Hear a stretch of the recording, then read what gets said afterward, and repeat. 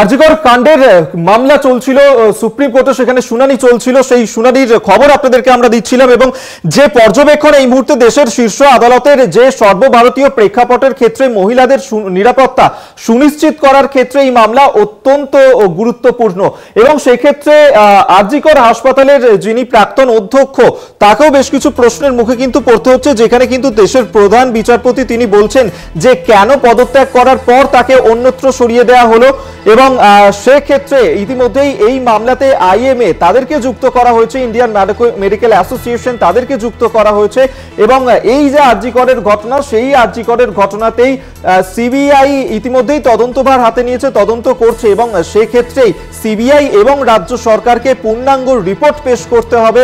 আগামী বৃহস্পতিবার এই মামলার পূর্ণাঙ্গ রিপোর্ট পেশ করতে হবে, এমনটাই কিন্তু নির্দেশ দেওয়া হয়েছে প্রধান বিচারপতি DY চন্দ্রচূড়, তিনি এই নির্দেশ দিয়েছেন। সুপ্রিম কোর্টে আরজিকর মামলার শুনানি, এই মামলায় যুক্ত হয়েছে আইএমএ। নিরাপদ কাজের পরিস্থিতি ছিল না পর্যবেক্ষণ প্রধান বিচারপতির। সুপ্রিম কোর্টে আরজিকর মামলার শুনানিতেই এই পর্যবেক্ষণ, যেখানে বলা হয়েছে দেশের শীর্ষ আদালতের তরফে যে কর্মক্ষেত্রে নারী সুরক্ষা নিশ্চিত করতেই এই মামলা, সর্বভারতীয় প্রেক্ষাপটে সুরক্ষা নিশ্চিত করতে চাই পর্যবেক্ষণ প্রধান বিচারপতি DY চন্দ্রচূড়ের। সুপ্রিম প্রশ্নে আরজিকরের প্রাক্তন অধ্যক্ষের ভূমিকাও, কেন শুরুতে বিষয়টি আত্মহত্যা বলা হলো, প্রশ্ন তোলা হয়েছে দেশের শীর্ষ আদালতে।